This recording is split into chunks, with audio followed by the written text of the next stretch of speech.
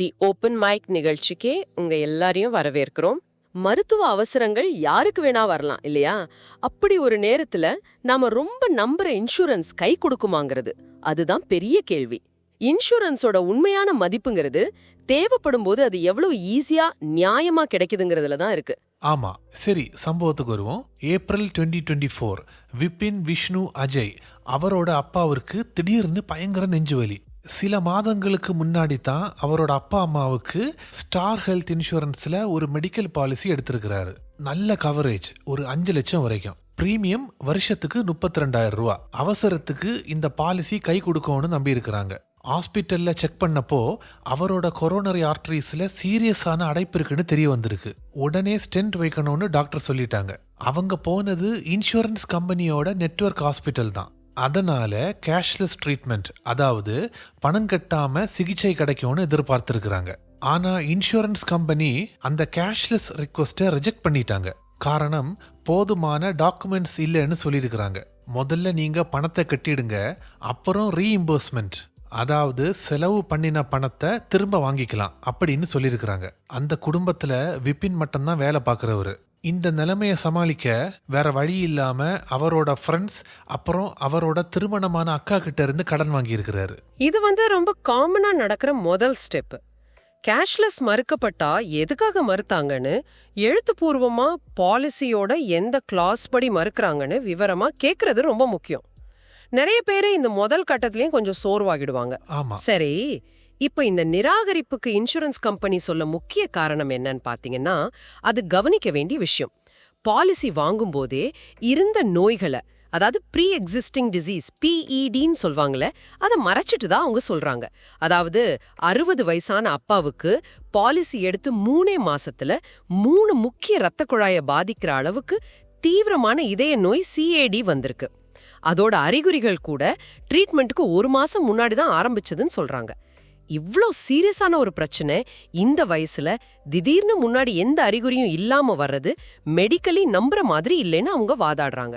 இது பாலிசிக்கு முன்னாடியே இருந்திருக்கணும், ஆனா சொல்லல அப்படிங்கறது அவங்களோட சந்தேகம். ஆனா விபின் இதை ஏத்துக்கவே இல்லை. அவர் என்ன சொல்றாருன்னா, ஸ்டார் ஹெல்த் கேட்ட எல்லா டாக்குமெண்ட்ஸையும் நாங்க கொடுத்தோம். அப்புறம் கார்டியாலஜிஸ்ட் கிட்ட இருந்து இவருக்கு முன்னாடி இதய நோய் இல்லை என்கிறதையும் லெட்டர் வாங்கி கொடுத்தோம். ஆனாலும் கம்பெனி திரும்ப திரும்ப ரிஜெக்ட் பண்ணிக்கிட்டே இருந்திருக்கிறாங்க. எக்ஸ்ட்ரா டாக்குமெண்ட் கேட்பாங்களாம், ஆனா அனுப்புனா ரிஜெக்ஷன் மெசேஜ் தான் வருமா. அவர் கேட்கிறாரு, ஹார்ட் அட்டாக் இன்ஃபார்ம் பண்ணிக்கிட்டா வரும், அது திடீர்னு தானே வரும், இதை எப்படி ப்ரீ எக்ஸிஸ்டிங்னு முடிவு பண்றாங்க. இதுதான் அவரோட கோபம். இங்கதான் சார் அந்த முக்கியமான பிரச்சனை வருது. பாலிசி எடுத்த கொஞ்ச நாள்லயே ஒரு பெரிய கிளைம் வந்தா இன்சூரன்ஸ் கம்பெனிங்க இயல்பாவே இது PEDயா இருக்குமோன்னு சந்தேகப்படுவாங்க.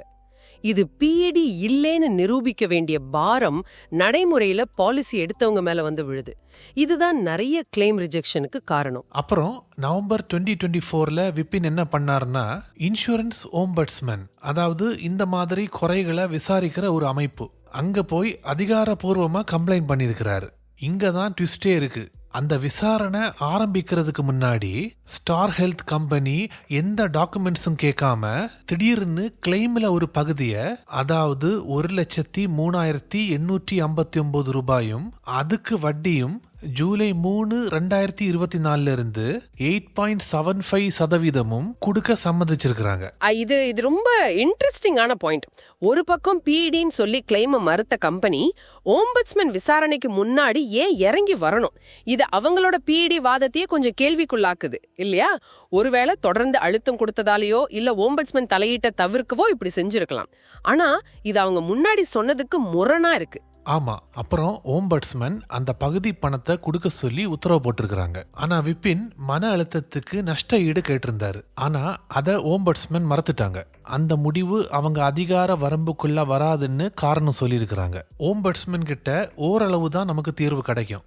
அப்புறம் செப்டம்பர் 2024ல யாருக்கிட்டையுமே இன்ஃபார்ம் பண்ணாம அந்த நிறுவனம் விபினோட அப்பாவை அந்த பாலிசியிலிருந்து நீக்கி இருக்கு. இதை விபின் எதேச்சியா ஆன்லைன்ல செக் பண்ணிட்டு இருக்கும் போதுதான் கண்டுபிடிச்சிருக்கிறாரு. அடக்கடவுளே, இது நேரடியான விதிமீறல்.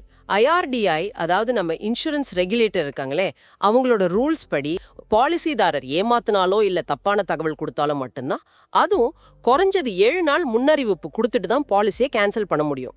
இப்படி திடீர்னு பேரை நீக்கிறதுங்கிறது ஏத்துக்கவே முடியாத ஒண்ணு. ஆமா, விபின் திரும்பவும் ஸ்டார் ஹெல்த்தை காண்டாக்ட் பண்ண ட்ரை பண்ணிருக்கிறாரு. ஆனா அவருக்கு சரியான ரெஸ்பான்ஸே இல்ல.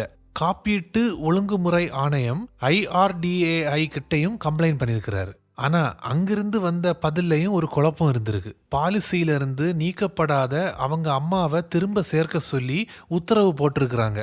என்ன கொடுமை பாருங்க. ஸ்டார் ஹெல்த் என்ன சொல்றாங்கன்னா, ஓம்பட்ஸ்மேன் ஆர்டருக்கு அப்புறம் அப்பா பேரை மறுபடியும் சேர்த்து கிளைம் ப்ராசஸை முடிச்சிட்டோன்னு சொல்றாங்க. ஆனா அதே சமயம் இவ்வளவு சீரியஸ் ஹார்ட் ப்ராப்ளம் 3 மாசத்துல வராது, அதனால இது PED அப்படின்னு அவங்க ஸ்ட்ராங்கா சொல்றாங்க. இந்த நிலைப்பாட்டில இருந்து ஸ்டார் ஹெல்த் மாறவே இல்லை. ஓம்பட்ஸ்மன் தலையிட்டதுனால தான் விபினோட அப்பா திரும்ப ஸ்டார் ஹெல்த் பாலிசிக்குள்ள வந்திருக்கிறாரு. ஆனா அவரை அந்த பாலிசியை விட்டு தூக்குனதுக்கு அப்புறம் ஸ்டார் ஹெல்த் எதனால விபினுக்கு நோட்டீஸ் அனுப்பல? அப்புறம் IRDAI ஏன் சரியா ரெஸ்பாண்ட் பண்ணல? இதெல்லாம் ஒரு கேள்விக்குறியாவே இருக்கு. கஸ்டமர் சர்வீஸ் எப்படி இருந்தது? ஒரு பிரச்சனைன்னு கஸ்டமர் வரும்போது அவங்க அணுகுமுறை தானே ரொம்ப முக்கியம். ஆமா, கஸ்டமர் சர்வீஸ் கூட சரியில்லையா. பல முறை ஃபோன் பண்ணியும் யாருமே எடுக்கலையா. சில சேல்ஸ் ஏஜென்ட்ஸ் இவரோட பிரச்சனையை கேட்டதுக்கு அப்புறம் நம்பரையே பிளாக் பண்ணிட்டாங்களாம். ஓம்பட்ஸ்மேன் ஆஃபீஸில் கூட இது ஃப்ரீ சர்வீஸ், அதனால டைம் ஆகும் அப்படின்னு ரொம்ப அலட்சியமா பதில் சொல்லியிருக்கிறாங்க. கொஞ்சம் யோசித்து பாருங்க, எவ்வளவு மன உளைச்சலா இருக்கும். கேட்கவே ரொம்ப சங்கடமா இருக்கு. ஆமா, இந்த மாதிரி அனுபவங்கள் துரதிருஷ்டவசமா நிறைய நடக்குது. இது பத்தி நிதி ஆலோசகர் சஹஜ் மணி நிறுவனர் அபிஷேக் குமார் சில முக்கியமான விஷயங்களை சொல்றாரு. அவர் என்ன சொல்றாருன்னா, விபின் கதை ஒரு உதாரணம் தான். நிறைய பேர் இப்படி பாதிக்கப்படுறாங்க. அதனால நாம தான் கவனமா இருக்கணும். ஒன்னு, எல்லாத்தையும் டாக்குமெண்ட் பண்ணணும். ரெக்கார்ட் கீப்பிங், பாலிசி அப்ளிகேஷன்ல இருந்து இமெயில், ஏன் ஃபோன் கால் நோட்ஸ் வரைக்கும் இது ரொம்ப முக்கியம். ஆமா, விபினோட விஷயத்துல அந்த மெடிக்கல் ரெக்கார்ட்ஸ், அந்த டாக்டரோட லெட்டர் எல்லாம் உதவியா இருந்தது. ஆமா. ரெண்டாவது, ப்ரீ அப்ரூவல். பிளான் பண்ணி பண்ற ட்ரீட்மெண்ட்டுக்கு முடிஞ்ச வரைக்கும் கேஷ்லெஸ்க்கு முன் அனுமதி வாங்க ட்ரை பண்றது நல்லது. கடைசி நேரத்துல ரிஜெக்ட் ஆகிறத குறைக்கலாம். மூணாவது, கிளைம் ரிஜெக்ட் ஆனா வாயில சொன்னா ஏத்துக்காதீங்க. எழுத்துப்பூர்வமா காரணம் கேளுங்க. பாலிசியோட எந்த கிளாஸ், என்ன காரணம்னு தெளிவா கேட்கணும். அப்பதான் மேல்முறையீடு பண்ணி முடியும். நாலாவது, அந்த புகார் பண்ற ஸ்டெப்ஸ் தெரிஞ்சு வச்சுக்கணும். கம்பெனிக்குள்ள இருக்கிற குறை தீர்ப்பு அதிகாரி அங்க 30 நாள்ல தீர்வு இல்லைன்னா IRDAIயோட பீமா பரோசா போர்ட்டல், அப்புறம் இன்சூரன்ஸ் ஓம்புட்ஸ்மேன், தேவைப்பட்ட கன்சியூமர் கோர்ட், இப்படி படிப்படியா போகணும். விபின் இந்த வழியை பயன்படுத்தினதால தான் கொஞ்சமாவது தீர்வு கிடைச்சது. ஆனா ரியாலிட்டியில இந்த ப்ராசஸ் எல்லாம் ரொம்ப ஸ்லோவா நடக்குது. ஆமா, அபிஷேக் குமாரும் அதான் சொல்றாரு. IRDAI ரூல்ஸ் படி கேஷ்லெஸ்க்கு 1 மணி நேரம், டிஸ்சார்ஜுக்கு 3 மணி நேரம்னு டைம் இருந்தாலும் கம்பெனிங்க வாரக்கணக்கில் மாசக்கணக்கில் இழுத்தடிக்கிறதா நிறைய புகார்கள் வருது. இந்த இழுத்தடிப்பு, இந்த போராட்டம், இதுவே பல பேரை சோர்வடைய செஞ்சு கிளைமே விட்டுடலாமான்னு நினைக்க வச்சிடுது. இதுதான் இந்த சிஸ்டத்தோட ஒரு பெரிய குறைபாடு. இன்சூரன்ஸ் கம்பெனிங்க லாப நோக்கத்தோட இயங்குறாங்கங்கிறத நாம மறக்க கூடாது. பாலிசி வாங்குறது ஈஸி, ஆனா கிளைம் வாங்குறது சில சமயம் ரொம்ப கஷ்டமா இருக்கு. அதனால நம்மள நாம பாதுகாத்துக்க கொஞ்சம் உஷாரா இருக்கணும். இன்னும் சில விஷயங்கள் யோசிக்கலாம். 1, பாலிசி வாங்கும் போதே நல்லா படிச்சு பாருங்க. ஏஜென்ட் சொல்றத மட்டும் கேட்காம அந்த வெயிட்டிங் பீரியட், PED வரையறை, எக்ஸ்க்ளூஷன்ஸ், கிளைம் ப்ராசஸ் எல்லாத்தையும் நீங்களே பாருங்க. டவுட் இருந்தா கேளுங்க. உங்க ஹெல்த் பத்தின தகவலை 100% உண்மையா சொல்லுங்க. அப்பதான் பின்னாடி PED மாதிரி பிரச்சனை வராது. ரெண்டாவது, அப்பப்போ உங்க பாலிசி ஸ்டேட்டஸை செக் பண்ணுங்க. ஆன்லைன்லயோ இல்ல கால் பண்ணியோ பாலிசி ஆக்டிவா இருக்கா, உங்க பேரு, ஃபேமிலி மெம்பர்ஸ் பேரெல்லாம் கரெக்டா இருக்கான்னு பாத்துக்கோங்க. விபின்க்கு நடந்த மாதிரி திடீர்னு மாற்றம் நடக்கலாம். மூணாவது, பர்சனல் ஹெல்த் சேவிங்ஸ். இன்சூரன்ஸ் மட்டுமே முழு பாதுகாப்பு நினைக்காதீங்க. அது லேட் ஆகலாம், மறுக்கப்படலாம். அதனால உங்க பிரீமியத்துல ஒரு பகுதியையோ இல்ல தனியாவோ ஒரு தொகையை எமர்ஜென்சி மெடிக்கல் செலவுக்காக சேமிக்கிறது நல்லது. இது உங்க கண்ட்ரோல்ல இருக்கும். ரிஜெக்ஷன் பயம் இல்ல. பெரிய செலவுக்கு இது பத்தாதனாலும் ஆரம்ப கட்டத்துல சமாளிக்க உதவும். ஆமா, ஹெல்த் இன்சூரன்ஸ் நம்ம மன அழுத்தத்தை குறைக்கணுமே தவிர அதை அதிகப்படுத்தக்கூடாது. இப்போ இருக்கிற சிஸ்டத்துல குறைகள் இருக்கிறது உண்மைதான். அதனால நாம தான் கொஞ்சம் கவனமா இருக்கணும். நீங்க ஹெல்த் இன்சூரன்ஸ் எடுக்கலைன்னாலும் பரவாயில்ல, ஆனா மாசம் ஒரு சின்ன தொகையை உங்க ஹெல்த்துக்காக சேவ் பண்ணி வைங்க. அது நிச்சயமாக உங்களுக்கு கை கொடுக்கும். மிகச்சரி. இந்த டிஸ்கஷன் உங்களுக்கு யூஸ்ஃபுல்லா இருந்திருக்கும்னு நம்புறோம். இன்சூரன்ஸ் பத்தின உங்க பார்வையில இது ஏதாவது மாற்றத்தை ஏற்படுத்துதா? இந்த மாதிரி ஒரு சிக்கலான நிலைமையை தவிர்க்க நாம பேசினதை தாண்டி வேற என்ன செய்யலாம்னு நீங்க நினைக்கிறீங்க? இத பத்தி கொஞ்சம் யோசிச்சு பாருங்க. நீங்க கேட்ட இந்த அலசல் பத்தி உங்க கருத்துக்களையும் ஃபீட்பேக்கையும் theopenmicpodcasts@gmail.com என்ற முகவரிக்கு அனுப்புங்க. மீண்டும் சந்திப்போம். நன்றி. நன்றி.